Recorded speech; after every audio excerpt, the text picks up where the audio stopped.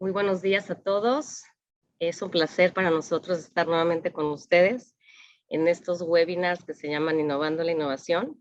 Y la verdad es que estoy sumamente contenta y orgullosa de tener con nosotros a un ponente mexicano, el ingeniero Martín Hernández de Resirene, quien tiene una larga trayectoria trabajando en proyectos de innovación en diferentes temas, en tecnología, y bueno, el día de hoy nos va a compartir sus experiencias y conocimientos sobre economía circular, que ha sido uno de los pilares de los temas de investigación de la red de innovación abierta. Como les comentaba, estos webinars los vamos a hacer cada mes en diferentes temas que hemos identificado como importantes, como de tendencias. Obviamente uno de ellos, como lo mencionaba, es el tema de la economía circular. Y bueno, para los que no me conocen, que participan, que nos acompañan por primera vez, mi nombre es Mirna Flores y bueno, estoy coordinando las actividades de la red con muchos partners, con unos que ya existen, que ya están desde hace algunos meses y con otros nuevos. Bienvenidos todos. Como les mencionaba, esta red lo que busca es colaborar, compartir, identificar oportunidades para innovar, para traer nuevas oportunidades a las organizaciones, para volverse ambidestras, que significa mejorar el presente y pensar en un futuro, y también aplicar diferentes tecnologías, como son ahorita muchas de ellas las tecnologías digitales. Nos enfocamos en 6 áreas de investigación. La que hablaremos hoy está directamente enfocada con sustentabilidad y economía circular, que tiene que ver con cómo manejamos de una manera más eficiente los desechos, qué hacemos con ellos, y obviamente vamos a aprender mucho más con el ingeniero Martín Hernández. Y bueno, una de las áreas importantes es desarrollar competencias hacia la innovación, propiciar este espacio donde se aporten ideas y donde se codiseñen y codesarrollen soluciones. Y bueno, como plataforma, como red, tenemos diferentes membresías, desde membresías anuales o proyectos específicos y proyectos que el mismo tecnológico lanza con los partners que ya tenemos y con nuevos. Todos pueden participar, no es necesario que la empresa o la organización ya sea súper innovadora, al contrario, lo que buscamos es crear y fomentar esta cultura de innovación, que se aprendan las tendencias, que se aprendan las nuevas metodologías para innovar. Y bueno, el día de hoy estamos trabajando y colaborando con el tema de Circular Economy, y el proyecto que tenemos en particular es cómo las organizaciones pueden diseñar, lanzar y adoptar un roadmap, una hoja de ruta hacia la economía circular. Y nada más como un poco de reflexión, si pensamos cuando empezó la revolución industrial, los últimos años, pues parecía muy sencillo, no tengo una idea, desarrollo un producto y lo entrego a mi cliente, o es lo que algunas veces pensamos de las organizaciones y las vemos como una caja negra, pero pues es mucho más complejo que eso. Entonces muchas empresas ya están desarrollando, además de productos, servicios, pensando en diseñar y entregar nuevas experiencias, apoyadas por nuevas tecnologías, y tratando de entender los hábitos que son tan cambiantes de nuestros consumidores para lanzar productos donde aparte es importante hoy en día eh, recoger información continuamente de las tendencias del mercado, entender qué está pasando, cómo estamos impactando, obviamente a nivel económico nuestra organización, pero a nivel social y ambiental, y cómo mejoramos esas competencias de relacionarlos y entender mejor a nuestros clientes, ¿no? Y también al ecosistema con quien colaboramos. Entonces, bueno, es mucho más complejo, y en particular el tema de Circular Economy cambia el mindset, cambia esa mentalidad de una economía lineal, donde ahora la hacemos circular, porque pensamos en desde diseñar el producto que se vuelva verde para facilitar esa circularidad, y cuando termina su ciclo de vida, cómo busco formas para reciclarlo o para reutilizarlo. Hay N modelos diferentes. El webinar pasado hablamos de un modelo de 9Rs, de 5S, bueno, hay muchos modelos. De una manera muy sencilla sería cómo tratamos de alargar el ciclo de vida de los productos y reutilizar ya cuando se vuelvan desecho esos productos. Y bueno, para mí es un placer, la verdad, estoy súper contenta y emocionada de tener con nosotros al ingeniero Martín Hernández, que es jefe del área de investigación de una empresa mexicana que se llama Resirene. Y bueno, muy innovadores, han ganado varios premios de diferentes temas, invierten en tecnología, invierten en el futuro, tienen programas de intraemprendimiento, que también es un tema que estamos investigando. Y bueno, para mí es un placer darle la bienvenida al ingeniero Martín. Bienvenido. Gracias, Mirna. Gracias a todos los participantes por acompañarnos el día de hoy. A mí también me da mucho gusto estar aquí acompañándolos. A mí me gusta mucho compartir las experiencias que hemos venido desarrollando en Resirene, en mi propia vida profesional. Y le agradezco particularmente a Mirna su terquedad en tenerme aquí, porque créanme, no me dejé convencer tan fácilmente. Pero me da mucho gusto estar aquí con ustedes el día de hoy. Voy a compartir mi pantalla. Compartir video, ok. Díganme si ya la pueden ver. Y ya la vemos, Muy gracias. bien. Voy a hablar el día de hoy en poco menos de una hora mucho sobre el background de la economía circular tal y como la hemos entendido y como la hemos digerido en la empresa en la que trabajo, en Resirene, para dar paso al final a qué es lo que estamos haciendo. Nuestra experiencia en economía circular real es todavía muy incipiente, es pequeña. Empezamos a trabajar hace cosa de un año y medio formalmente en este tema, y bueno, pues todavía estamos aprendiendo, y pues estamos aprendiendo junto con muchas otras organizaciones que están haciendo esto. Empiezo con lo que ya todo el mundo sabe, ha escuchado hasta el cansancio. No voy a meterme mucho en esto. La realidad es que hoy en día tenemos un planeta cada vez más estresado, ¿sí? Impacto climático, sobrepoblación, falta de alimentos, etcétera, falta de agua. Esto nos lleva a un planeta que está realmente en peligro. Y esto, cuando lo conectamos de alguna manera con el desarrollo de la población, o el desarrollo de la sociedad, es algo muy interesante. Aquí les muestro unas gráficas que se publicaron en este artículo que ven aquí abajo, que se llama La trayectoria del antropoceno, la gran aceleración. Y esta gran aceleración se refiere a que en el año 1950, como pueden ver en estas gráficas, cambió la tendencia que traía la población en cuanto a crecimiento poblacional, en cuanto a producción del Producto Interno Bruto, población urbana, uso de energía, consumo de fertilizantes, etcétera, etcétera, una gran cantidad de indicadores, precisamente a partir del año 1950, es decir, en la posguerra, después de la Segunda Guerra Mundial, empieza esta aceleración que parece que no encuentra todavía en qué momento se va a hacer una planicie, ¿no? Entonces, 1950 es el año donde se inicia, se marca este inicio de aceleración.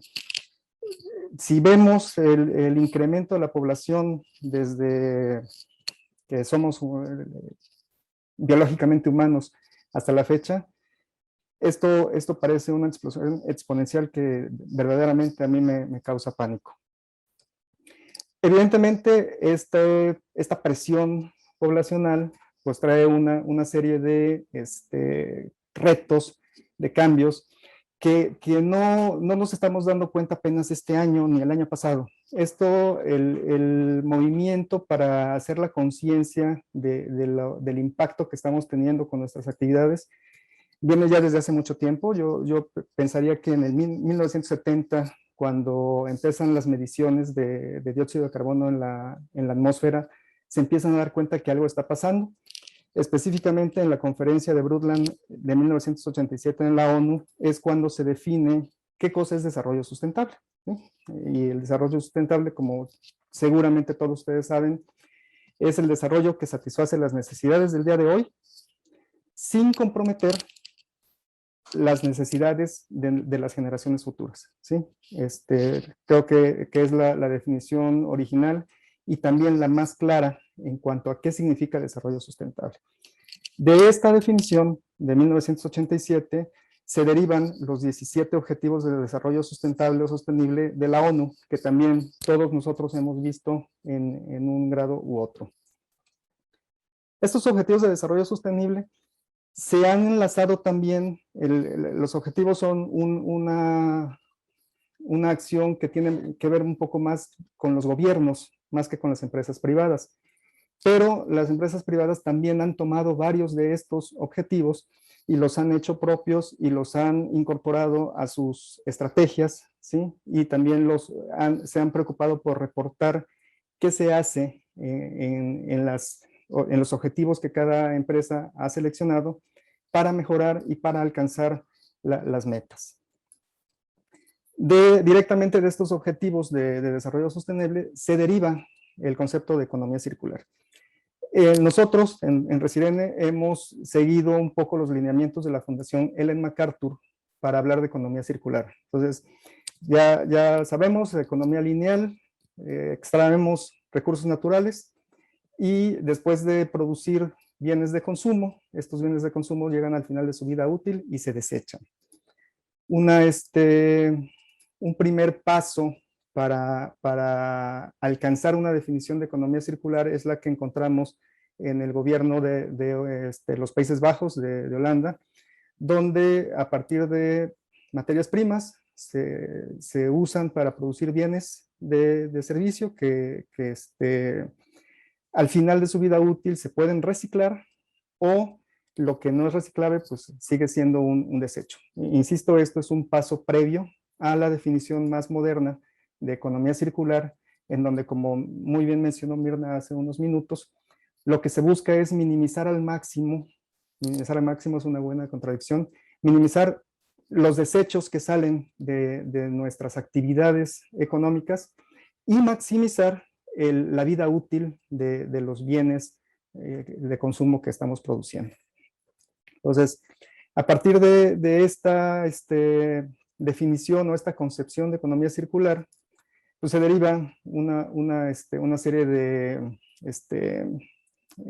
parámetros que son los que estamos utilizando para guiar y para medir qué tan avanzados estamos en economía circular. Entonces, economía circular es un modelo de producción y consumo que implica compartir, alquilar, reutilizar, reparar, renovar, reciclar, tantas veces como sea posible. ¿Sí? Esto es un cambio de concepto que implica una gran cantidad de ajustes a nivel mundial.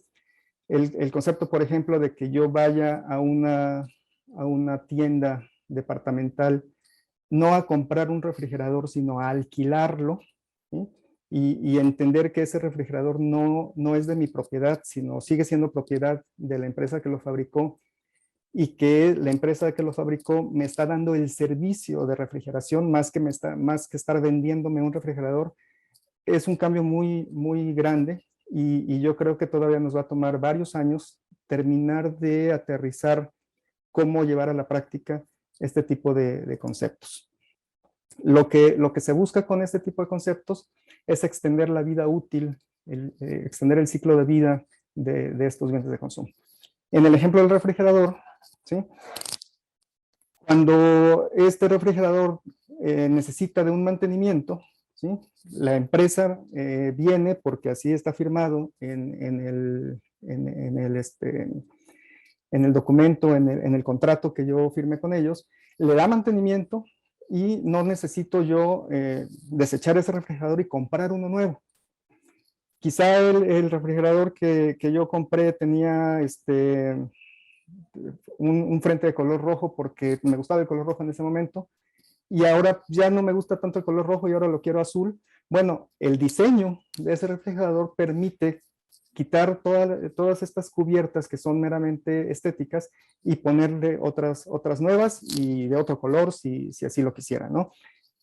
Al final digo, ¿sabes qué? Yo ya no quiero este refrigerador porque me voy a cambiar de domicilio, me voy a ir a vivir a otra ciudad, lo devuelvo a la empresa que lo fabricó. Y si quisiera, yo dije, ¿sabes qué? Ya no voy a vivir en Puebla, me voy a vivir a Guadalajara, pues ponme un refrigerador en Guadalajara en mi domicilio. Ese es un poquito el concepto que se está buscando a largo plazo con esta nueva economía circular. También ya se mencionó, esto de economía circular implica reducir los residuos, que los materiales valiosos se mantengan vigentes en el ciclo económico tanto como sea posible, utilizándolos una y otra vez. La mejor manera que yo he encontrado de entender esto es el diagrama que se conoce como el diagrama de la mariposa por evidentes razones, donde se conceptualizan dos tipos de ciclos y dos tipos de materiales dentro de la economía circular.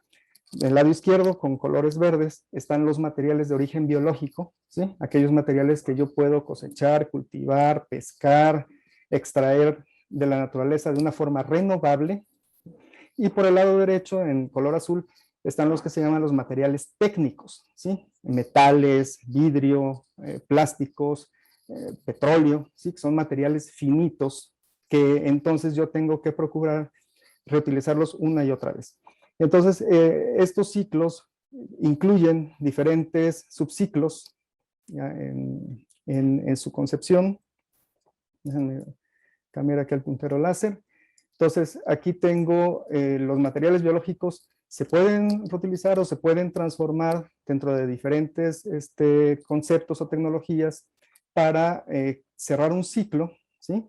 Que al final del ciclo estos materiales se reintegrarán a la naturaleza y servirán para dar vida al siguiente ciclo de materiales. Y por el lado de los materiales técnicos o materiales finitos, lo que se busca es extender su ciclo de vida mediante esquemas como compartirlos, incrementar el tiempo de vida útil, reutilizarlos, reciclarlos, pero evitar hasta el máximo la fuga de estos materiales hacia el medio ambiente. Regresando al caso del refrigerador, ya el refrigerador duró 25 años, llegó a su límite de ciclo de vida, el fabricante lo recupera, lo desmenuza, todos los materiales técnicos los recicla, el metal, el plástico, el vidrio, etcétera, y los materiales, por ejemplo, algún aceite que pudiera estar adentro del refrigerador, que efectivamente ya no se pueden volver a utilizar porque ya esté quemado, degradado, etcétera, sería la única salida del sistema y esta salida tendrá que ser controlada. Entonces, este diagrama me gusta mucho porque explica muy bien lo que busca el concepto de economía circular.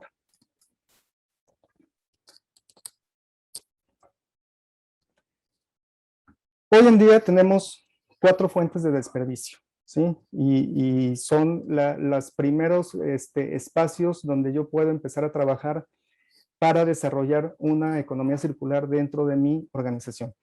Estos fuentes de desperdicio son recursos, materiales, energía que se desperdician porque los procesos no son eficientes, capacidad desperdiciada, ¿sí? Productos que no se utilizan durante toda su vida útil, los desechamos antes de que lleguen al final de su vida útil, entonces hay un ciclo de vida que se desperdicia ahí prematuramente.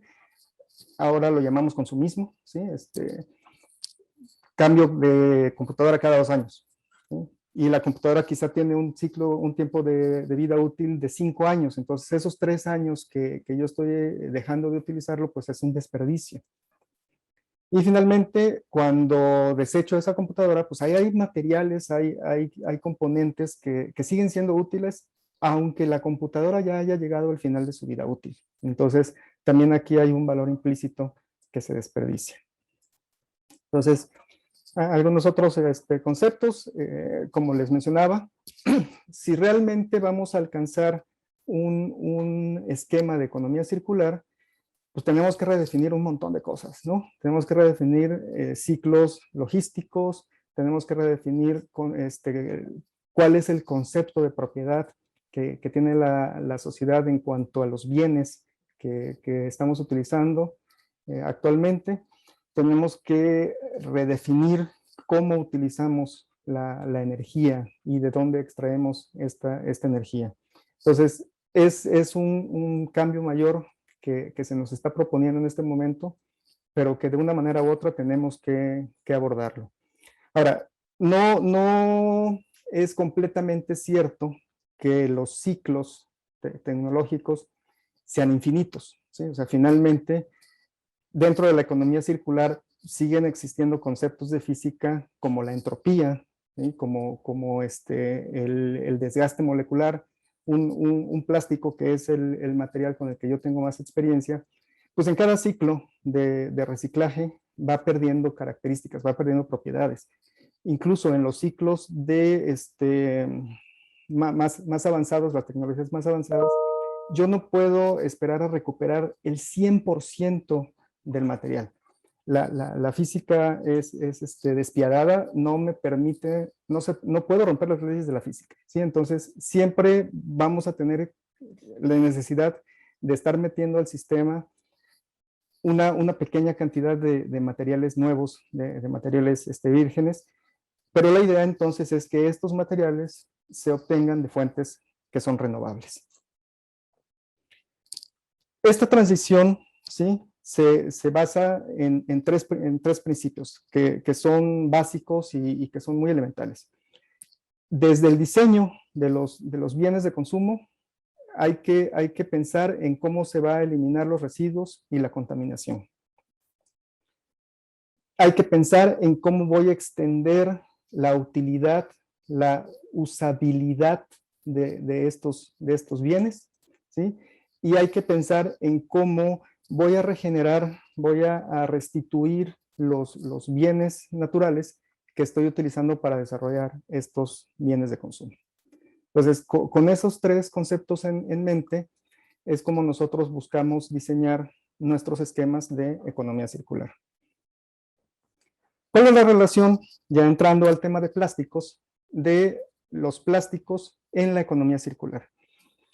Así como vimos las gráficas de hace un momento, de esta gran aceleración a principios de la década de los 50, también coincide la producción del plástico, ¿sí? En 1950, la producción de plásticos en todo el mundo era de 1.5 millones de toneladas. Antes de 1950 prácticamente no había plásticos en la sociedad, ¿sí? No, los bienes de consumo prácticamente no tenían una gran presencia de plásticos. Si bien los primeros plásticos se descubrieron o se inventaron a finales del siglo XIX, ¿sí?, con la baquelita, el celuloide, etcétera, no se había encontrado una aplicación o una economía para que los plásticos fueran factibles a nivel industrial. Eso cambia en el año 1950, ¿sí? Entonces, a partir del año 1950 empieza a acelerarse la producción de los plásticos. En los 80 se acelera un poco más, en los 90 un poco más, y hoy en día pues ya también estamos en esa pendiente que parece exponencial y que aparentemente todavía no estamos llegando a una meseta de esta gráfica. Entonces, es evidente, no lo voy a negar, no me voy a poner en un plan de misionero del plástico negando el problema del plástico, ¿sí? Hay un problema de plástico. Tenemos que hacer todo lo posible por resolver ese problema y por evitar que esta producción actual de plástico todavía cause más problemas de los que ya tenemos enfrente. Entonces, la manera de evitar estos problemas pues es adoptando los principios de economía circular. ¿Cuáles son, digamos, estos mantras, estos credos que debemos adoptar hablando del plástico y la economía circular? Bueno, aceptar que no hay un residuo derivado de la actividad humana que sea natural, ¿sí? Ningún residuo derivado de la actividad humana pertenece al medio ambiente. Aceptar que los plásticos son materiales muy valiosos, ¿sí? Gracias a los plásticos hemos logrado grandes avances en higiene, en medicina, en tecnología, etcétera. Entonces son materiales muy valiosos como para que los estemos desperdiciando. El problema cuando yo tiro una botella de agua, ¿sí?, cuando yo tiro la botella de plástico que contuvo agua, cuando yo desecho una bolsa de plástico, es que estoy tirando dinero a la basura, ¿sí? Y ni siquiera la estoy tirando de una manera responsable. Entonces, este escaso valor percibido que tienen los plásticos son en gran medida uno de los orígenes, una de las causas del problema de contaminación de plásticos que tenemos hoy en día. Finalmente, reconocer que los plásticos son un material que vienen muy ad hoc a los conceptos de economía circular porque son fácilmente recuperables, fácilmente reutilizables y fácilmente reciclables. Y bueno, para poder empezar a resolver el problema del plástico, es muy importante hablar de ecodiseño. En ese concepto de ecodiseño, que tampoco me voy a meter con mucho detalle porque pues, ustedes también ya lo conocen, pues lo que se busca es, desde la mesa de dibujo, pensar qué va a pasar con los productos que desarrollamos cuando lleguen al final de su vida útil. Seleccionar los procesos más eficientes de fabricación, seleccionar los materiales con menor impacto ambiental, ¿sí? E incluso pensar en cómo reducir el impacto ambiental haciendo un análisis de ciclo de vida que considere de dónde salen estos materiales con los que yo voy a fabricar mi producto y a dónde los voy a distribuir, cuál es la distancia que tienen que recorrer para llegar a su destino final, y una vez que termine su vida útil, cuál es el camino, cuál es el transporte que se va a utilizar para regresarlos a donde tengan que llegar para darles un tratamiento final. ¿Sí? Entonces, no es nada más diseñar una botella de agua, ¿no? Es tener claramente todo lo que va a pasar a esa botella de agua durante su ciclo de vida útil. Entonces, el ecodiseño tiene siete principios que son importantes. En plásticos, ¿sí? Hay por lo menos 3 o 4 de ellos que tienen una función definitivamente relevante, ¿sí? Evidentemente, en la mejora del concepto, los materiales plásticos ofrecen una versatilidad que pocos otros materiales pueden competir con ellos. Menor necesidades energéticas para transformarlos, mayor reutilización de los materiales al final de su vida útil, más versatilidad para obtener diferentes materiales plásticos para definir determinadas aplicaciones o funcionalidades. En logística, por ejemplo, el efecto de los materiales plásticos se traduce en un menor peso que hay que transportar, lo que tiene un impacto directo en un menor consumo de energía de estos productos. Voy a tomar solamente 3 ejemplos para hablar de cuál es el impacto que tienen los plásticos. Y empecé hablando de los materiales menos impactantes, ¿sí? Los plásticos definitivamente tienen una ventaja en reducción de peso, ¿sí? Son mucho más ligeros que el vidrio, mucho más ligeros que el metal. Tienen también ventajas en reciclabilidad. Es menos contaminante reciclar plástico, por ejemplo, que reciclar vidrio, ¿sí? O que reciclar metal. Si bien las tasas de recuperación del vidrio y del metal son mayores, el impacto ambiental del reciclaje de plásticos es mucho menor. Por lo tanto, pues también puedo hablar de que estamos utilizando menos recursos y recursos renovables para hacer estos materiales. Y también estamos hablando de, al utilizar recursos renovables, automáticamente estoy también logrando una reducción de materiales tóxicos que se utilizan en la fabricación o que se desprenden a la hora de desechar estos plásticos. Entonces, hablando de estos materiales, bueno, ya lo he mencionado muchas veces y espero que todo el mundo se lleve la idea al final de la charla. Son materiales reciclables. También hoy en día tenemos plásticos que se clasifican como degradables, es decir, que en determinadas circunstancias, ¿sí? Estos materiales se desintegran. ¿Cómo se logra esta degradación? Utilizando una serie de sustancias, de aditivos que se llaman aditivos oxodegradables o aditivos enzimáticos, que por acción, por ejemplo, de la luz solar o por acción de un esfuerzo mecánico, van a acelerar la fragmentación de las cadenas de plástico, ¿sí? Y pues aparentemente se van a desaparecer. Este uso de aditivos no es recomendable, ¿sí? Nosotros no lo recomendamos y muchos gobiernos que han entendido muy bien el problema de los plásticos también los prohíben en muchos países. porque lo que realmente están haciendo estos materiales es fragmentar el plástico, pero no lo están desapareciendo, ¿sí? Una molécula de plástico, imaginen ustedes que es como una cadena muy larga, ¿sí? Hecha de eslabones que pueden ser iguales o pueden ser eslabones un poco diferentes entre sí, pero son cadenas muy largas. Lo que hacen los aditivos OXO es que rompen la cadena en varios puntos, de manera que el artículo de plástico se pulveriza rápidamente. El problema es que pues, ese polvo se libera al medio ambiente y ya no tengo ningún control de dónde va a terminar ese polvo, ¿sí? Puede terminar en la cadena alimenticia, ¿sí? Lo puede comer algún bicho, algún animalito, luego se lo come un pájaro, se lo come otro animal y al final termina en nuestra hamburguesa, ¿no? Entonces, este tipo de aditivos no son recomendables, pero existen y muchos países aún no los han prohibido.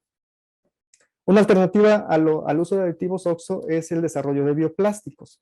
Los bioplásticos son materiales derivados de fuentes renovables y estos bioplásticos pueden ser degradables, ¿sí? O pueden no ser degradables.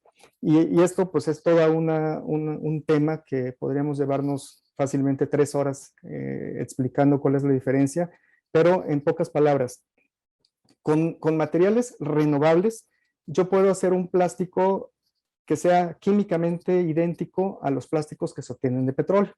Por ejemplo, el polietileno con el que se fabrican las bolsas, las atamizadas bolsas de plástico, está hecho de polietileno. El polietileno, yo puedo sacar etileno del petróleo, pero también puedo sacar etileno de alcohol derivado de caña, alcohol derivado de cualquier otro almidón, y ese etileno derivado de la caña, por ejemplo, es exactamente igual al etileno derivado del petróleo. Entonces, cuando yo hago polietileno, es el mismo polietileno, solamente que uno es renovable y el otro no lo es. También puedo hacer plásticos que son degradables, pero estos plásticos aguas no quiere decir que si yo agarro mi bolsa de plástico, de un plástico degradable y la desecho irresponsablemente en el medio ambiente, va a desaparecer como por arte de magia. Eso no sucede. Los plásticos, para que sean degradables, tienen que pasar por un proceso especial que se llama composta. Por esto aquí me estoy refiriendo a plásticos compostables. Yo voy a someter al plástico a una serie de condiciones muy, muy específicas: humedad, temperatura, presencia de microorganismos, que efectivamente van a degradar el plástico porque literalmente se lo van a comer estos bichos, estos microorganismos, cuando están en esa condición de humedad y de temperatura. Entonces, el resultado de esta degradación pues es agua, CO2 y quizá algo de materia orgánica conocida como composta, ¿sí? Desafortunadamente, hemos sido quizá muy poco hábiles a la hora de comunicar cuál es la naturaleza real de este tipo de materiales. Y esto ha tenido como impacto no deseado que la sociedad, en lugar de contaminar menos con plástico, contamine más. ¿Por qué? Porque si yo le pongo a mi producto de plástico una etiqueta que dice, esto está hecho con un plástico biodegradable, entonces yo voy a pensar que si lo tiro ahí en la calle o en el lago o en el río, automáticamente se va a desaparecer, ¿sí? Como si yo tirara una cáscara de plátano. Y eso no sucede. Entonces, en muchos países donde ya se han prohibido los plásticos derivados de petróleo a favor de los plásticos derivados de fuentes renovables que son biodegradables, han observado que se incrementa la contaminación del plástico, porque no hemos entendido la parte final que se le debe dar a este tipo de plásticos. Finalmente, hay una gran cantidad de etiquetas eco, ¿sí? Saco déjenme regresar al ejemplo del refrigerador. Un refrigerador ecoeficiente, porque tiene un menor consumo de energía, pero además tiene plásticos que son biodegradables o plásticos que vienen de fuentes renovables. Hay que tener cuidado con este tipo de etiquetas. Normalmente son etiquetas que tienen un uso más de marketing que real, y por eso nosotros también preferimos utilizar análisis de ciclo de vida, donde efectivamente yo puedo tener una base de comparación del impacto ambiental que tiene mi producto contra un producto hecho con otro material que puede tener un impacto ambiental mayor o no. Entonces, el punto es que para el diseño dentro de economía circular hay una gran variedad de alternativas de plástico. Bueno, los plásticos derivados del petróleo no quiere decir que sean malos seguirlo utilizando, ¿sí? Si yo necesito cierta funcionalidad en mis productos, ¿sí? Pues voy a utilizar el plástico que me dé esa funcionalidad, pero tengo que tener en cuenta qué va a suceder con ese producto al final de su vida útil, ¿sí? Cómo lo voy a recuperar y cómo voy a reintegrar esos materiales al ciclo de vida de la economía circular. Un segundo aspecto donde el plástico tiene un impacto directo y total es los envases, ¿sí? Diseñar envases que sean reciclables. Ya hablé de las ventajas de peso que ofrecen los plásticos. Y también en el diseño de envases, estamos hablando de envases reutilizables y de materiales que puedan ser reciclados fácilmente. Y aquí el ejemplo que les ofrezco es la legislación que ya está en efecto en la Unión Europea, donde marcan que todos los empaques, sin excepción, que se utilicen en la Unión Europea deben ser reutilizables o reciclables para el año 2030. ¿Sí? Y ya llevan un avance pues, considerable. En este año deben estar alcanzando alrededor del 20% de todos los empaques que cumplan estas características. Y aquí el punto valioso es observar y aprender cómo se está comunicando el valor de estos materiales, cómo se están integrando las cadenas logísticas para regresar los materiales a las fuentes productivas, y cómo la sociedad está reaccionando a la presencia de este tipo de mandatos obligatorios en la Unión Europea. Finalmente, un impacto valioso que tienen los plásticos es el impacto que tienen los residuos al final de la vida útil, ¿sí? Aquí estamos hablando de esquemas de valorización, reutilización, reciclaje, y el origen, la semilla de todos estos esquemas definitivamente está en el usuario, en el usuario final de los productos. Entonces aquí el tema importante es cómo comunico de manera clara, de manera entendible, cuál es qué es lo que tiene que hacer el usuario, qué es lo que tiene que hacer la sociedad para que estos materiales, para que estos productos realmente se puedan reutilizar o valorizar, ¿sí? Aquí siempre hablamos de que hace falta un esfuerzo triple, y por un lado están los productores de plásticos y los transformadores de plásticos, que tienen una responsabilidad importante para poder acopiar, reutilizar y reciclar los materiales, pero también está la sociedad, ¿sí? que debe aprender a separar sus residuos para facilitar la valorización de estos. Y finalmente, el Estado, el gobierno, que también tiene la responsabilidad de impulsar el desarrollo de infraestructura para que todos estos materiales realmente encuentren un canal económicamente viable, factible, para que puedan reintegrarse a la sociedad de forma valiosa. Y aquí una muy buena noticia para nosotros en México es que el día de ayer, precisamente, en la Cámara de Senadores, se aprobó, después de 3 años de mucho trabajo, la Ley General de Economía Circular, ¿sí? Y esto es un gran avance porque finalmente se están sentando las bases para la parte del gobierno que les acabo de mencionar y la parte de la empresa. hay un par de conceptos que incluye la Ley General de Economía Circular que son muy importantes. Y estos son, por un lado, se define la responsabilidad compartida de los productores, ¿sí?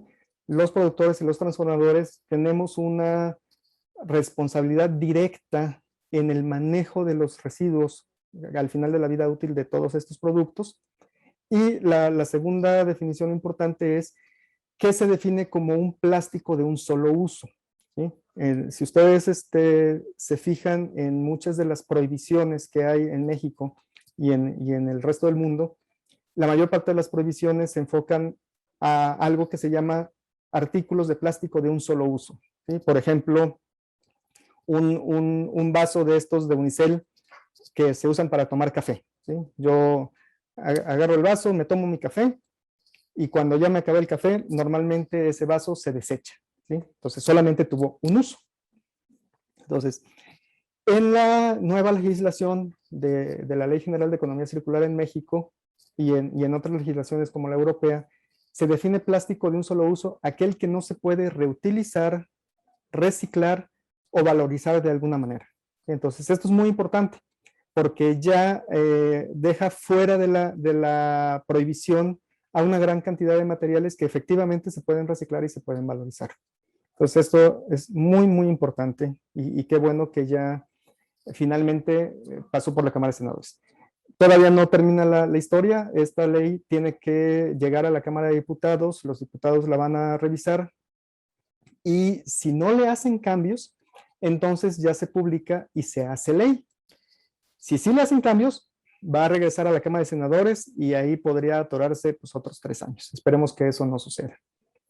Entonces, ¿cuál es el impacto que tienen los plásticos en temas de impacto final en los residuos? En primer lugar, los plásticos son sumamente importantes cuando hablamos de empaques de alimentos porque el envase de plástico extiende la vida útil de los alimentos, lo cual reduce de manera importante el desperdicio de alimentos. Entonces estamos hablando ahí de un impacto real y muy importante en cuanto a desperdicio de alimentos. Y esto tiene un impacto en que pues, haya menos hambre y que la gente también pueda tener alimentos más baratos, porque si los alimentos se echaron a perder rápidamente, ¿sí? Una consecuencia es que incrementaría el costo de estos alimentos, ¿sí? Y también pues, serían más escasos y no toda la gente tendría acceso a ellos. Entonces, muchas veces hay ciertos impactos de los plásticos que la sociedad ignora o no está consciente de ellos, y a la hora de quitar los plásticos de la ecuación, resulta que el impacto es mucho mayor del que habíamos considerado originalmente. Aquí les marco un ejemplo, un empaque de plástico al vacío, en el caso de la carne, permite extender la vida de anaquel de este producto de 4 hasta 30 días, por mencionar un simple evento. En cuanto al peso, ya también les había mencionado las ventajas de la ligereza del plástico. Una botella de plástico para agua, ¿sí? Pesa entre 4 y 10 veces menos que una botella de vidrio, ¿sí? Además de que pues, su vida útil se extiende, ¿sí? Si esta botella con la que yo estoy tomando agua fuera de vidrio, quizá ya se habría roto, ¿sí? En algún descuido se habría caído y se habría hecho pedazos, mientras que pues, mi botella de plástico sigue ahí intacta. Hablando de transporte, y seguiré con el ejemplo de los alimentos, ¿sí? La ligereza del plástico permite que los transportes sean más eficientes en términos de consumo de combustible, ¿sí? Son más fáciles de transportar y requieren menos combustible, ¿sí? También requieren menos energía por el refrigeración, almacenamiento, y esto impacta en menor desperdicio de recursos. Y finalmente, el hecho de que los plásticos sean tan accesibles económicamente hablando, también hace que esto reduzca el precio de muchos bienes de consumo, haciéndolos más accesibles a la gente, a la sociedad en general, ¿sí? Y esto es una doble, una dicotomía, porque por un lado, es bueno que los plásticos sean tan baratos, pero por el otro lado también es muy malo, porque al ser tan baratos, ya lo había mencionado, la gente deja de percibirlos como algo valioso, ¿sí? Entonces, es muy fácil tirar a la basura un artículo de plástico porque es barato, ¿sí? Entonces, sí, y no me puse a pensar que gracias a esta economía, pues mucha más gente tiene acceso a estos bienes. Entonces, en conclusión, colegas, amigos, toda gente que nos acompaña, yo insisto que el problema no es el plástico, ¿sí? El problema es qué hacemos con él cuando termina su vida útil, ¿sí? Esa bolsa que vemos flotando y que luego termina atorada en un árbol, o todas esas botellas de plástico que hay en la playa, no llegaron ahí solitas, ¿sí? La bolsa no tiene alas y las botellas no tienen patitas y se fueron de vacaciones a la playa, ¿no? Hubo una persona que con poca responsabilidad permitió que esa botella llegara a la playa, permitió que esa bolsa de plástico se fuera volando por los aires. Entonces, llego a lo que es la Fundación Ellen MacArthur, ¿sí? Y no sé cómo voy de tiempo, ya me quedan 4 minutitos, voy a acelerar un poco. Ellen MacArthur es una fundación que tiene como objeto acelerar la transición a una economía circular y ha tenido un enfoque muy especial en la economía del plástico, ¿sí? El año pasado publicaron este estudio donde viene una serie de conclusiones y de sugerencias de qué es lo que debemos hacer las empresas de plástico para solucionar el problema de la contaminación, ¿sí? Y bueno, esto me lo voy a brincar para llegar a cuáles son estas sugerencias muy concretas que hace la Fundación Ellen MacArthur en cuanto a la economía de plástico. Número 1, eliminar envases problemáticos. ¿Qué entendemos por envases problemáticos? Aquellos envases hechos de plástico que utilizan muchos plásticos en su composición, ¿sí? Una forma de incrementar la utilidad de algunos empaques consiste en darles cierta funcionalidad a través de varias capas de diferentes plásticos. Por ejemplo, hay plásticos que no permiten que penetre el oxígeno fácilmente. Hay plásticos que son muy baratos, ¿sí? Entonces, si yo quiero un empaque que sea barato, pero al mismo tiempo no permita que pase el oxígeno, voy a poner una capa muy delgadita, pero muy delgada de ese plástico caro que no permite que pase el oxígeno, y luego pongo una capa más gruesa del plástico barato para darle resistencia mecánica y para evitar que el empaque se rompa fácilmente. ¿Sí? Entonces, este tipo de empaques que son compuestos, ¿sí? Son problemáticos porque reciclarlos es mucho más difícil que si la bolsa o si el empaque de plástico estuviera hecho de un solo material. Entonces, uno de los objetivos es que en la mesa de diseño, ¿sí?, yo evite el uso de estos materiales compuestos. Un segundo, buscar que todos los artículos de plástico sean reutilizables lo más posible, ¿sí? E incluso eliminar empaques que sean innecesarios. Que todos los envases de plástico sean reutilizables, reciclables o compostables. 100% de los envases, así como lo están ya haciendo en Europa, deben tener estas características. Y que esto no sea nada más inherente al producto, sino que realmente se haga. Es decir, yo puedo diseñar un producto para que sea reciclable, pero la sociedad puede decidir no reciclarlo, ¿sí? Una persona puede decidir no separar sus desechos para que ese reciclaje se haga de una manera más fácil, ¿no? Entonces, la industria tiene la responsabilidad de que los plásticos tengan esas características, pero la sociedad también tiene la responsabilidad de facilitar que esas características realmente sean útiles.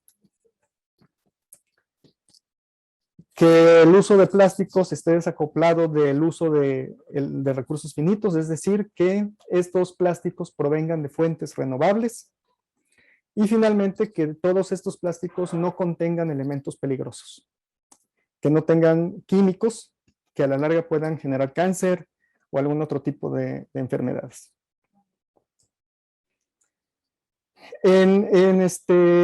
Haciendo eco del compromiso sobre la nueva economía de plástico de Ellen MacArthur, en 2019, las empresas mexicanas que producimos plásticos firmamos de manera voluntaria lo que se llama el Acuerdo Nacional para la Nueva Economía del Plástico en México, que recoge las metas que marcó la Fundación Ellen MacArthur y el Programa de las Naciones Unidas para el Medio Ambiente, que fija que para el año 2025, por lo menos el 30% del plástico que se pone en el mercado se acopie y se evite que lleguen a los rellenos sanitarios o a la basura en general.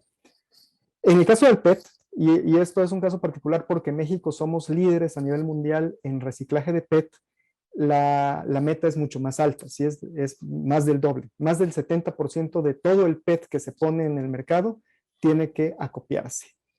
Y para el año 2025 se espera que por lo menos que todo el plástico que saquemos al mercado contenga por lo menos 20% de contenido reciclado.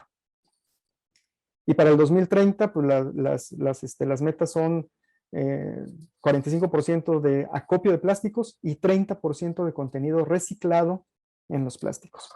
¿Por qué no es el mismo? Si yo recojo 30%, ¿por qué no puedo meter 30% de reciclado en los nuevos plásticos? Por las restricciones termodinámicas que les mencioné hace un rato, ¿no? O sea, yo no puedo recuperar el kilo a kilo todos los materiales, ¿sí? Dependiendo de las tecnologías, estos materiales, ¿sí?, tienen un mayor o menor rendimiento, ¿sí? Y voy a hablar rápidamente de las tecnologías para reciclar plástico.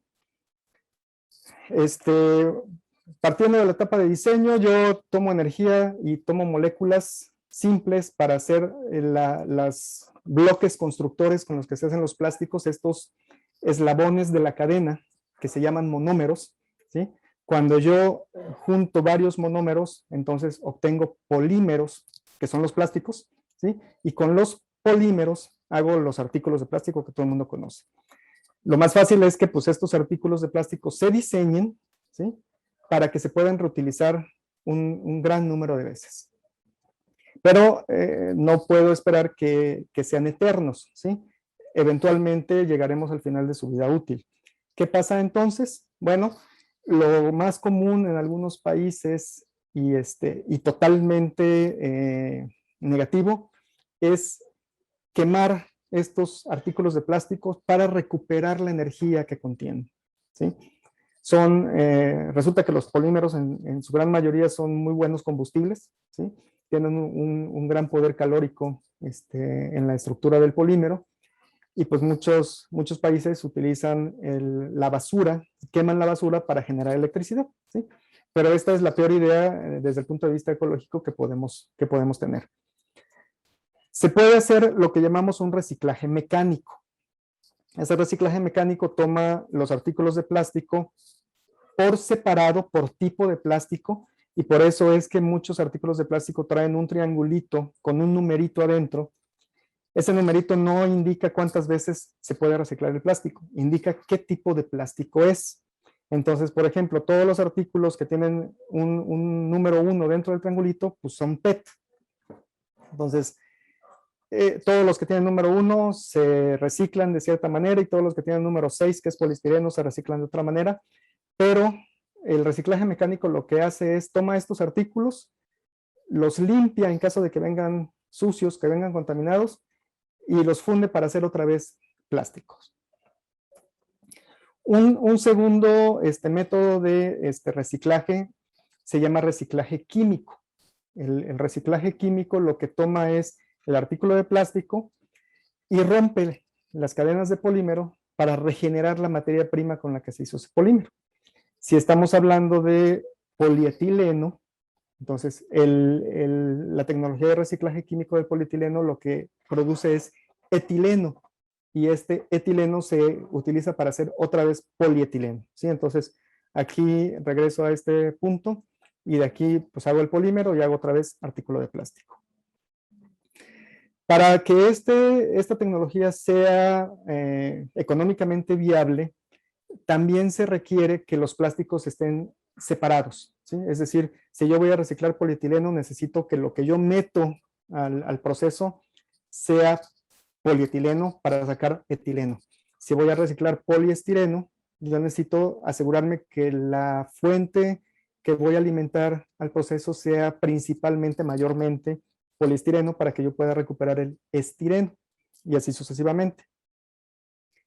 Si yo no puedo recuperar, no puedo separar los plásticos o me da flojera o whatever, entonces lo que se hace es un proceso todavía más básico de reciclaje químico que se llama pirólisis. En la pirólisis, lo que yo meto al reactor es una mezcla de plásticos sin clasificar, sin separar, incluso contaminados, y por medio de calor, estos plásticos se van a descomponer en sus moléculas simples. Entonces, estas moléculas simples van a servir para hacer los monómeros, que a su vez servirán para hacer polímeros y el resto de la historia, ¿no? Entonces, lo que quiero ilustrar claramente es que dependiendo de la tecnología y dependiendo de lo que yo acopie de basura de plástico, yo puedo optar por varias alternativas. Puedo hacer reciclaje mecánico, puedo hacer reciclaje químico, puedo hacer pirólisis, y si ya de plano lo que recogí es muy difícil de reciclar, puedo recuperar la energía, aunque no es lo más apropiado, ¿no? Muy bien, entonces esto realmente cierra el ciclo de la economía circular, donde el productor del plástico, en este caso Resirene toma estireno, que es un monómero, ¿sí? Resirene está ubicado aquí, en esta etapa. A Resirene le llega monómero y saca poliestireno. Y con el poliestireno se hacen artículos de plástico. Entonces, el poliestireno que yo produzco se va a un transformador que es el que hace el vaso, el plato, el refrigerador, la impresora, etcétera, que compra un consumidor, y el consumidor tiene un papel muy relevante en la separación de estos productos cuando terminan su vida útil. Estos productos se pueden reciclar con alguno de los métodos que acabo de compartirles, y el producto de este reciclaje regresa al productor para volver a cerrar el ciclo. Bueno, con eso llego prácticamente al final de mi presentación. Les voy a presentar un breve video, son 4 minutos, de qué estamos haciendo en Resirene, ya en realidad, la neta del planeta, en nuestro proyecto muy incipiente de economía circular.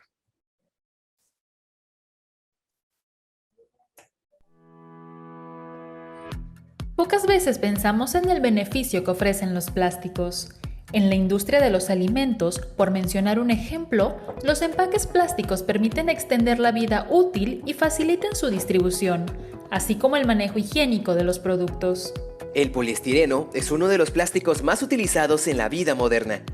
Se utiliza en una gran variedad de aplicaciones como lo son cubiertos, platos, vasos, recipientes, tazas y tapas, envases para yogurt, artículos escolares, partes para refrigeradores, paneles para construcción y muchas más.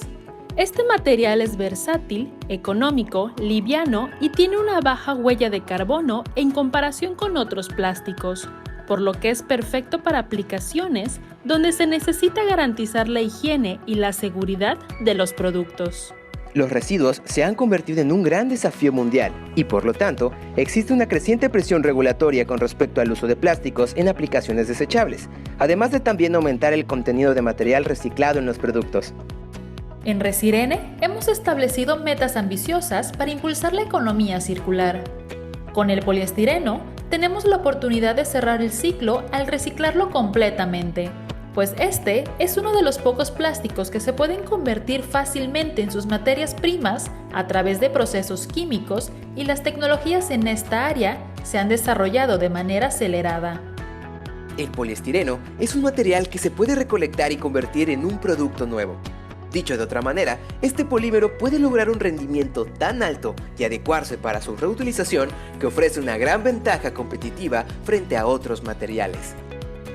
Nosotros estamos trabajando tanto internamente como con socios que han desarrollado procesos para convertir los desechos de este material en materia prima para nuestros productos.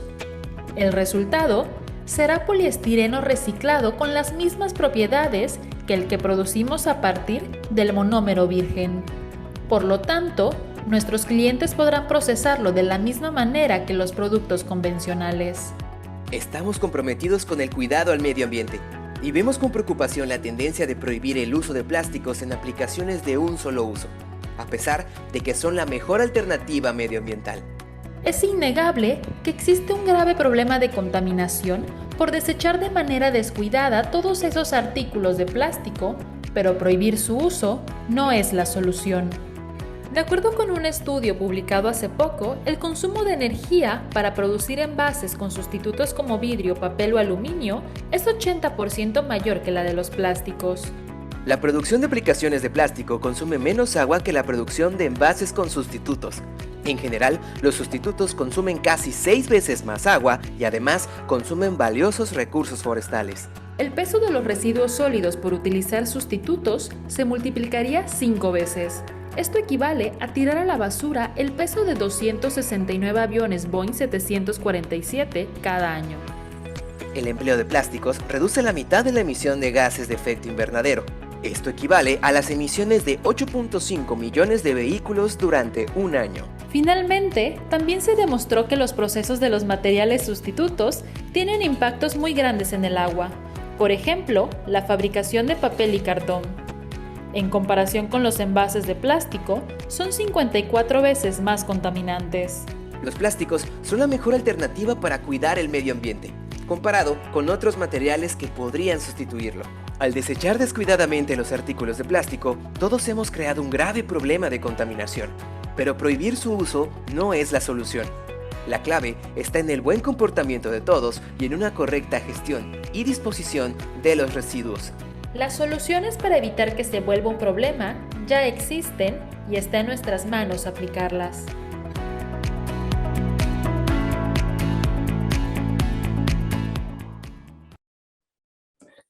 Muy bien, pues con eso termino mi presentación y con mucho gusto estoy atento a las preguntas que puedan tener. Muchísimas gracias, Martín, y la verdad es que qué interesante esta información con datos, ¿no? Con investigación de, pues, abrirnos los ojos que hay diferentes posibilidades de usar el plástico y evaluar, ¿no? Que se puede reciclar, que se puede reutilizar, que es una opción importante en nuestro día a día, ¿no? Cómo lo usamos, cómo lo acopiamos, cómo lo reusamos. Entonces, como has abierto los ojos de con mucha información de otra manera de consumir y de usar los plásticos, ¿no? Correcto, sí. Sí, finalmente yo creo que ese es el mensaje principal. El plástico no es el enemigo, ¿sí? Si lo usamos responsablemente, no lo desechamos descuidadamente y somos sabios al momento de diseñar las aplicaciones que tiene el plástico, no debemos tener ningún problema con la utilización de los plásticos, ¿no? La ambición que tenemos en Resirene y que es una ambición personal también es que ni un solo artículo de poliestireno llegue a la basura, ¿sí? Todo el poliestireno en nuestro caso, pero todo el plástico en general se puede reincorporar a los ciclos económicos de una manera relativamente fácil. Si los tres actores que mencioné, industria, gobierno y sociedad, colaboramos de manera conjunta. Perfecto. Pues no sé si vemos por ahí algunas preguntas. Muchas felicitaciones. Muchas felicidades todos, agradeciéndote. Aquí tenemos una pregunta de Esli. Gran presentación. ¿Están contemplados otros actores de la cadena de valor de Resirene en el modelo de economía circular? Sí, hola Esli, me da gusto saber de ti. Somos viejos conocidos. Sí. Para que esto sea una realidad, necesitamos que otros actores de la cadena de valor participen. Yo puedo tener el proceso más eficiente para reciclar poliestireno, pero si no tengo la materia prima, que es este poliestireno postconsumo, que voy con el que voy a alimentar a la planta, entonces la mejor planta del mundo no tiene ninguna utilidad.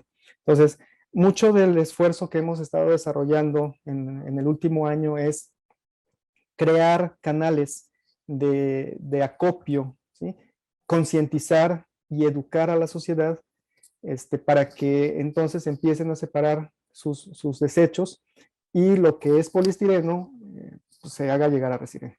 El primer esfuerzo que hicimos en este sentido se llamó Innovando para Cuidar el Futuro, ¿sí? Que fue un esquema, es un esquema, pero todavía sigue vivo, aunque la pandemia nos obstaculizó de manera increíble. En este esquema lo que nosotros hacemos es nos acercamos a instituciones, por ejemplo, escuelas.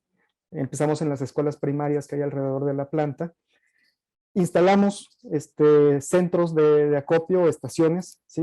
Donde pueden los niños llevar sus desechos de casa y colocarlos con los números. Estos puntos de acopio tienen los números pintados de los diferentes plásticos. Y además les damos una capacitación a todos los niños para que aprendan a identificar los diferentes plásticos, ¿sí? Entonces, capacitamos y todo el material plástico que se recupera en estas estaciones de acopio se las pagamos a la institución, ¿sí? Pero no se las pagamos con dinero, se las pagamos con alguna acción directa de, por ejemplo, darle mantenimiento a los baños, ¿sí? Normalmente en las escuelas primarias públicas los baños son realmente, están muy feos, ¿sí? Entonces les damos mantenimiento a los baños, los reconstruimos, si no tienen baños suficientes, pues instalamos baños nuevos, ¿sí? O construimos un comedor para que los niños puedan tomar sus alimentos bajo techo, no al sol, etcétera. Pintamos la escuela, etcétera. Entonces, cuando los padres de familia también ven que el hecho de llevar plásticos a la basura de manera responsable, de manera separada, tiene ese tipo de impactos, pues ellos también empiezan a colaborar con mucho entusiasmo.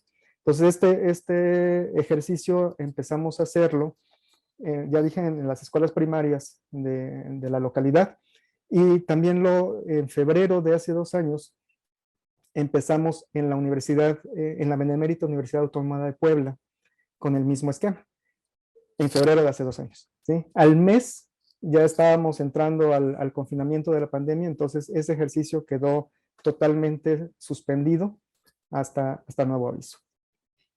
No nos hemos quedado con los brazos cruzados. Lo que buscamos hacer a continuación fue poner nuestros ojos en la Ciudad de México, y el objetivo en Ciudad de México fue poner un punto de acopio también en cada una de las alcaldías que componen la Ciudad de México. Ahí el esfuerzo sí era mucho más grande de lo que nosotros podíamos hacer solos, entonces para lograrlo invitamos a otros actores de la cadena de valor, que incluyen transformadores, competidores nuestros, acopiadores y recicladores, y formamos lo que se llama la red circular del plástico. La red circular del plástico es este esfuerzo conjunto que tiene como objetivo la concientización de la sociedad en la Ciudad de México y la instalación de estos puntos de acopio en todas las alcaldías, más la instalación también de rutas móviles, ¿sí? Carros eléctricos. Publican en redes que van a estar, por ejemplo, en Tlalnepantla o en Tlatelolco o en Xochimilco, tal día en tales lugares, y entonces la gente lleva todos sus residuos plásticos y se les recoge, ¿no? En este caso no hay una retribución económica directa a los ciudadanos, ¿sí? Pero el compromiso es que todo el material que ellos nos lleven se va a reciclar, ¿sí? Nada de eso va a terminar en un relleno sanitario, no va a terminar en la basura, todos esos materiales se van a reciclar, y ahí sí, pues es cualquier tipo de plástico, no es nada más el poliestireno. Así estamos en este momento. La idea es ir extendiendo el esquema de la red circular de plástico a toda la ¿cómo le llaman? A la macrópolis, o a los estados y a la zona conurbada de la Ciudad de México, y poco a poco pues ir abarcando el resto del país. Qué interesante, Martín, el tema del ecosistema, ¿no? O sea, lo que tú estás creando es todo un ecosistema en la Ciudad de México para lograr el cambio. Correcto. alineado al cambio de la ley que acaban de aprobar los senadores ayer, que es una magnífica noticia, junto con la campaña de concientización tan grande, ¿no? Y proveer esta infraestructura. Entonces, de estos centros de acopio que ustedes están organizando gracias a este ecosistema, de ahí están obteniendo la materia prima que están circulando, vamos a poner, de ahí Es viene. correcto, sí. Sí, ya hemos hecho pruebas a nivel piloto. Tenemos en la planta productiva de Resirene también tenemos una pequeña planta piloto que sirve para el diseño y desarrollo de nuevos productos. Y ya se han hecho prototipos que contienen 10 y 20% de contenido reciclado en nuestro poliestireno. Si recuerdan, el objetivo para 2025 es 20% de contenido reciclado. Nosotros ya lo tenemos, ¿sí? Ya está demostrado a nivel piloto. E incluso uno de nuestros clientes que hace vasos y platos para fiestas desechables, ya evaluó ese producto de manera exitosa y quizá alguno de ustedes incluso ya lo utilizó, porque ese producto llegó al mercado, ¿sí? Sin decir que llevaba reciclado todavía, pero llegó al mercado. Y en los próximos días, quizá en menos de 10 días, estamos ya haciendo la primera prueba a nivel comercial, ¿sí? La primera demostración o escalamiento a nivel comercial de ese producto que contiene 20% de reciclado. Nos hemos tardado porque hacer la prueba en planta piloto no es complicado. Necesitamos 500 kilos de poliestireno postconsumo. Llevarlo a nivel industrial, necesitamos 100 toneladas de poliestireno postconsumo. Entonces, reunir todas esas 100 toneladas nos tomó algo de tiempo. Pero ya es una realidad. Pues enhorabuena, Martín, porque ustedes es una nueva innovación. Ahora sí que una innovación, es un nuevo producto y es una innovación de Resirene. Otra en la lista. Correcto. Otra de la Felicidades. lista. Gracias. Muy bien. Bueno, ya empezamos a tener preguntas. Ahora sí que están llegando. De Francisco Rodríguez, buen día. En este contexto de la economía circular, ¿qué tan importante es la naturaleza de los agentes plastificantes? ¿Hay algún problema con ellos?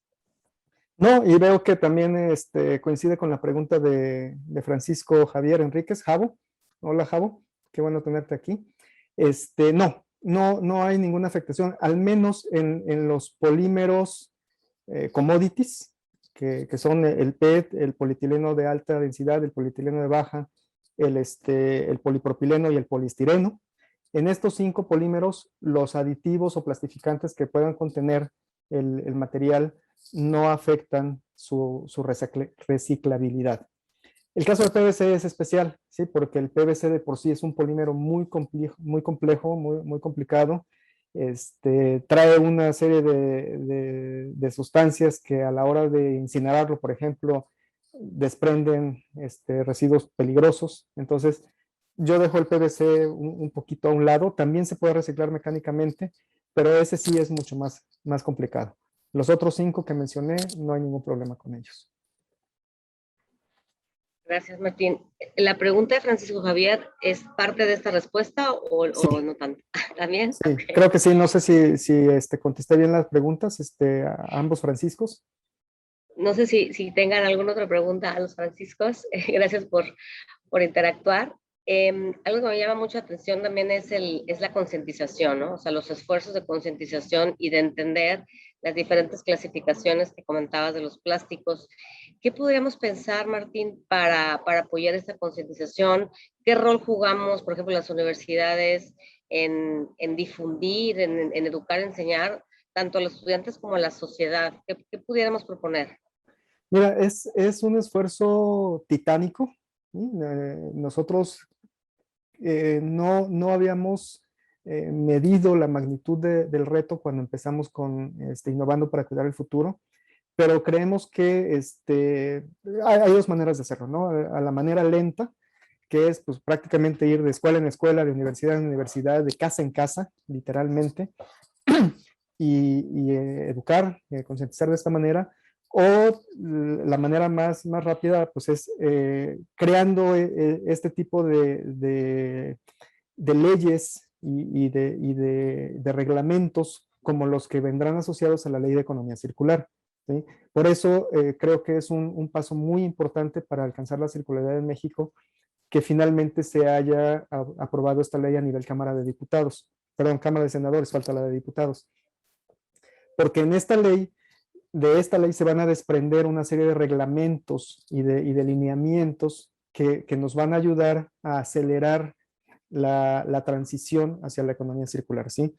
Definitivamente, si no participa la sociedad, no habrá ningún tamaño de esfuerzo que valga la pena. Necesitamos la participación de la sociedad. ¿Cuál es el papel que yo veo en las universidades, además de la concientización? Pues el desarrollo de nuevas tecnologías también. Tecnologías de logística inversa, por ejemplo, ¿sí? Un aspecto que también es importante en la economía circular y que no mencioné es precisamente la logística inversa. ¿Cómo le vamos a hacer si yo traigo el 80% de los bienes de consumo de China, ¿sí?, para regresarlos a la economía circular si los tengo que regresar a China? ¿Sí? Entonces, aquí otro reto importante, evidentemente, es reconfigurar todas estas cadenas de proveeduría para hacerlas menos lejanas, más locales, ¿sí? O sea, definitivamente va a ser mucho más fácil si el productor de los bienes está geográficamente cerca de donde se consumen, a que si está del otro lado del mundo. Entonces, este tipo de desarrollo de esquemas que tienen impacto social, yo creo que deben salir de las universidades. Tenemos muchas preguntas, Martín, pero te voy a hacer una súper rápida. Fíjate que en Europa, cuando se lanzan las convocatorias de investigación e innovación de la Comunidad Europea, antes de lanzarlas se juntan, se hacen estos workshops, estos seminarios, estas sesiones donde se junta gobierno, empresa, las pymes, ¿no?, las pequeñas empresas y obviamente las universidades, a pensar cuáles son los retos a nivel europeo, obviamente con datos, y las prioridades, ¿no? Y en base a eso, pues sacan las convocatorias para innovación. ¿Qué tan benéfico pudiera ser organizar un encuentro entre empresas grandes y pequeñas, las universidades y el gobierno, para intentar tener una agenda estratégica como para lanzar esos proyectos colaborativos? No sé si esto ha sucedido o crees que si no ha sucedido pueda ser benéfico. Mira, yo tengo poca fe en este tipo de ejercicios porque normalmente o se desvía el propósito, ¿sí?, o se hacen discusiones que se alargan demasiado, ¿sí? El hecho de que la ley de economía circular haya tomado tanto tiempo, en parte se debió precisamente a que se hizo un esfuerzo muy, muy honesto, muy real, de hacer que la ciudadanía participara en la definición de la ley, ¿sí? Entonces, se llevaron a cabo no menos de 3 foros abiertos con la ciudadanía, con ONGs, con la industria, para platicar sobre el tema y para ir convocando. Y te encuentras posiciones que son en las antípodas de lo que tú ves, ¿no? Y a veces estas posiciones están poco informadas, pero gritan mucho, y entonces hace que se desvíe un poco el esfuerzo, ¿no? Entonces, yo soy más partidario de la acción directa, de decir, bueno, si yo, Resirene, tengo esta cantidad pequeña de recursos, pero puedo hacer algo, hagámoslo, ¿sí?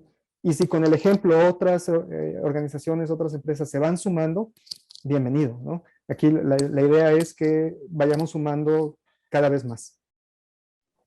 Excelente. Tenemos una pregunta de de Francisco Javier, una pregunta de un compañero de Alejandro. ¿Qué es más factible de ejecutar y más benéfico, el compostaje o el reciclado de poliestireno? No hay una solución única al problema de la circularidad de los plásticos, ¿sí? Aquí hay que poner todas las fichas en el tablero y armar el rompecabezas, ¿sí? Algunas aplicaciones son naturalmente ideales para que se utilicen plásticos compostables, ¿sí? Hay otras aplicaciones en las que yo no quiero que mi plástico se empiece a degradar antes de tiempo. Imagínense las partes de un coche que son de plástico. Yo no quiero que se degraden antes de tiempo, ¿no? Entonces, aquí la idea es ofrecer tantas soluciones como sea posible. Y en ese sentido, pongo aquí, les platico. Derivado de esta estrategia de economía circular, en mi empresa, en Resirene, se dio origen a toda una estrategia de empresa que hoy se llama Soluciones Sustentables. y dentro del paraguas de soluciones sustentables estamos desarrollando resinas, productos que precisamente ofrecen todas estas fichas, ¿sí? Tenemos resinas biobasadas, parcialmente derivadas de elementos renovables, tenemos resinas compostables, tenemos resinas recicladas e incluso tenemos resinas que llamamos circulares, que traen un componente que las hace ser neutras en carbono. O sea, vamos a ser también la primera empresa mexicana que saque resinas neutras en carbono al mercado. Entonces, todos estos aspectos pues son diferentes soluciones que se aplicarán en la medida de las necesidades de los consumidores y, por supuesto, del desempeño de los productos. Felicidades, Martín. Qué impresionante y qué, pues esto es mucho aprendizaje. ¿Cómo han hecho diferentes sus proyectos en relación a otros que no han reciclables? ¿Cuáles han sido los retos? Cada proyecto tiene sus propios retos, ¿no? Por ejemplo, en el caso de los materiales biobasados, estamos mezclando almidón y otras sustancias renovables con plásticos tradicionales, ¿sí? Entonces, aquí fue necesario desarrollar una tecnología para lograr que se compatibilizaran ambos componentes, ¿sí? Entonces, fuimos muy exitosos en desarrollarla. Y aprovecho para saludar también a Graciela Morales, Francisco Javier, Alejandro Lozano, todos son del SICA. Con el SICA tenemos más de 10 años de colaboración en desarrollo tecnológico y pues muchos de estos esfuerzos han terminado de una manera u otra en los productos que nosotros hemos desarrollado. ¿Sí? Entonces, sí, la parte de los biobasados, pues el reto fue desarrollar esta tecnología para poder mezclarlos entre sí. La parte de, por ejemplo, la resina que es neutra en carbono, pues también tiene una complejidad increíble para poder balancear el impacto ambiental de la resina con el desempeño, ¿sí? O sea, yo puedo tener una resina que sea súper amigable con el medio ambiente, pero que sirva exactamente para nada.